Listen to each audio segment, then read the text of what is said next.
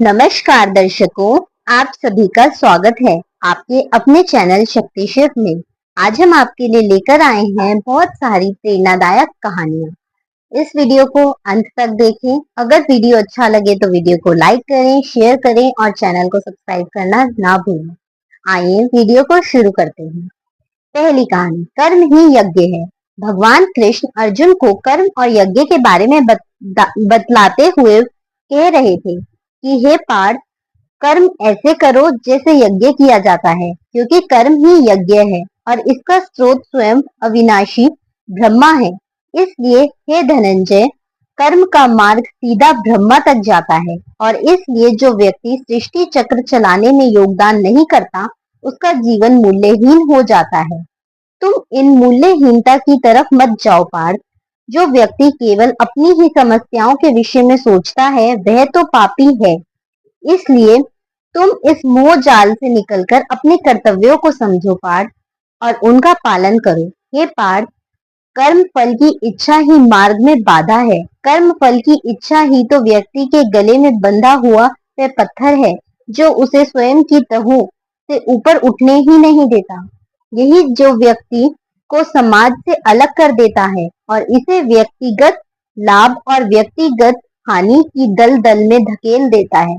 समाज तुमसे नहीं है पार्थ, तुम समाज में हो।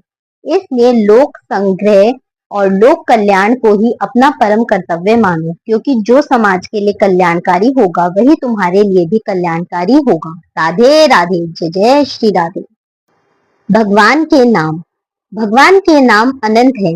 किसी के भी लिए सभी नाम लेना संभव नहीं है।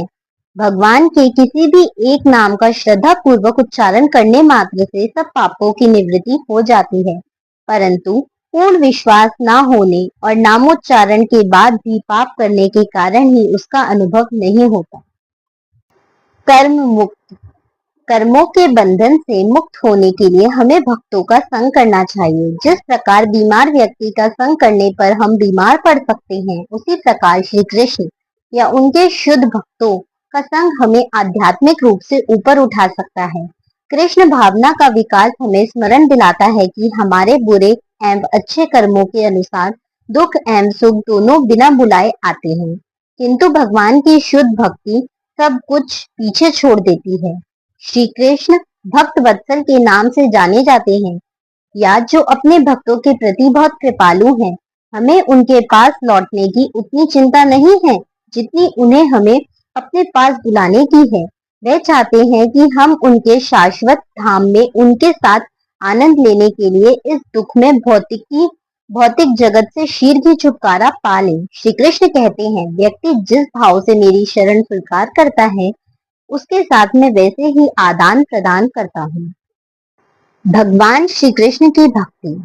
भगवान श्री कृष्ण की भक्ति सर्वाधिक प्रबल, शुद्ध एवं सभी प्रकार की क्रियाओं में सर्वोत्तम है।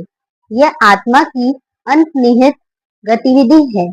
श्रीमद् भागवतम में प्रहलाद महाराज भक्ति की 9 विधियों का वर्णन करते हैं। श्री कृष्ण के विषय में श्रवण, उनके शुद्ध नामों का कीर्तन या उनके विषय में बातें करना, उनका स्मरण, उनके चरणों की सेवा, उनकी पूजा, उनसे प्रार्थना करना, दास के भाव से उनकी सेवा करना, उनके मित्र बनना एवं उन्हें अपना सर्वस्व समर्पित कर देना। जब हम श्री कृष्ण को प्रसन्न करने हेतु इनमें से एक या अधिक कार्य करते हैं, तब उनके और हमारे बीच घनिष्ठता बढ़ जाती है। शुद्ध एवं मिश्रित भक्ति। प्रहलाद महाराज की शुद्ध भक्ति निस्वार्थ है, क्योंकि एक शुद्ध भक्त और भगवान की इच्छाएं एक ही होती हैं, परंतु सभी भक्ति मार्ग शुद्ध भक्ति नहीं कहलाए जा सकते।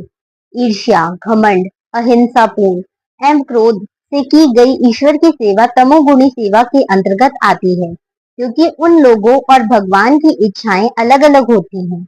जो भी तमोगुण में भक्ति करते हैं, वे स्वयं को सर्वश्रेष्ठ भक्त समझते हैं।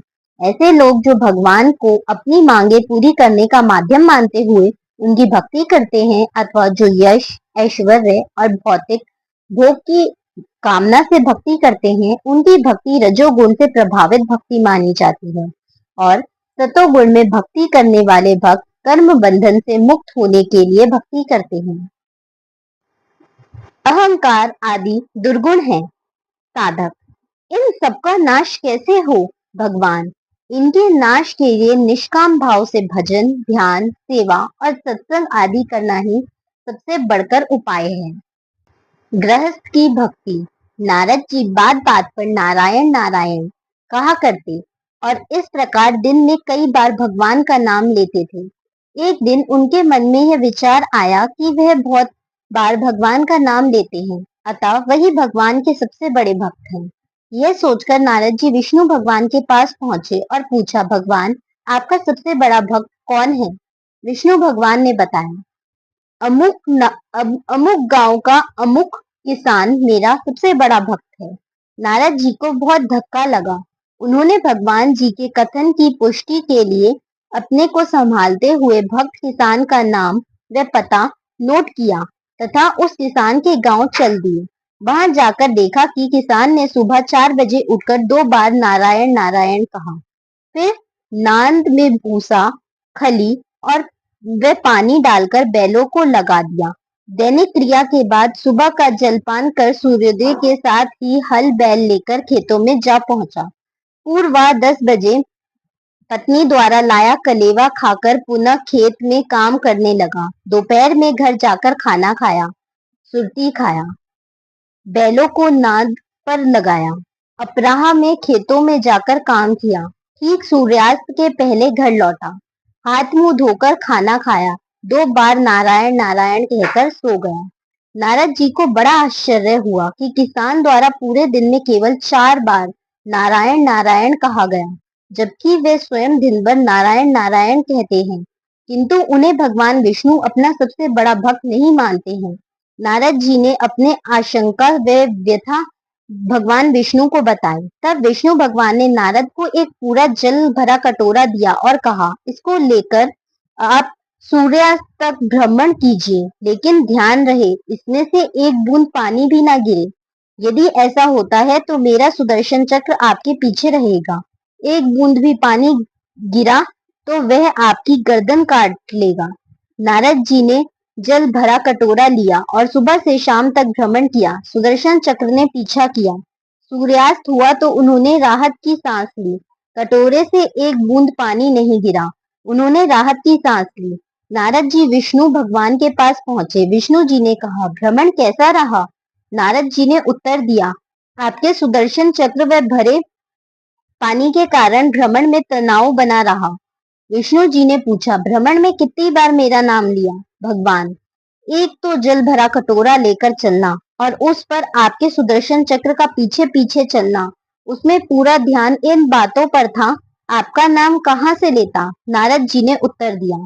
तब विष्णु जी ने कहा, इसी प्रकार गृहस्थ जीवन की आपाधापी आजीविका अर्जुन की गला काट देने के भय वाली कठिनाइयों के बाद भी यदि किसान सुबह शाम मेरा नाम ले लेता है तो निश्चित रूप से वह सर्वश्रेष्ठ भक्त है। भगवान हमें क्यों नहीं दिखाई देते हैं? कहते हैं कि हमारे नेत्रों में इतनी क्षमता नहीं है कि वो भगवान को देख सके। ये नेत्र त्रिगुण माया से बने हैं, जो सतोगुण, रजोगुण, तमोगुण ही देख सकते हैं और इन तीनों से बनी वस्तुओं को देख सकते हैं। जब तक हमारे नेत्रों में प्रेम नेत्र नहीं आएगा, तब तक हम भगवान को नहीं देख पाएंगे। हृदय में जब प्रेम नेत्र खुलते हैं तो इन्हीं से ईश्वर का प्रकाश उत्पन्न होता है और उनसे फिर हम उन्हें देख पाते हैं। उदाहरण देते हुए कहते हैं कि जैसे विराट रूप देखने के लिए भगवान ने अर्जुन की दृष्टि में दिव्य दृष्टि दी तो वे विराट रूप को देख पाए। भगवान को पाने के लिए भगवान श्री राम ने भी माता सबरी को 9 प्रकार की भक्ति के बारे में बताया है, जो इस प्रकार है। भगवान माँ शबरी से बोलते हैं, मैं तुझसे अब अपनी नवधा भक्ति कहता हूँ, तू सावधान होकर सुन और मन में धारण कर। पहली भक्ति है संतों का सत्संग, दूसरी भक्ति है मेरे कथा प्रसंग में प्रेम, तीसरी भक्ति है अभिमान रहित होकर गुरु के चरण कमलों की सेवा और चौथी भक्ति यह है कि कपट छोड़कर मेरे गुण समूहों का गान करें। प्रार्थना क्या है? प्रार्थना का अर्थ है ईश्वर से सीधे संवाद करना और यह एक भक्तिपूर्ण संवाद है।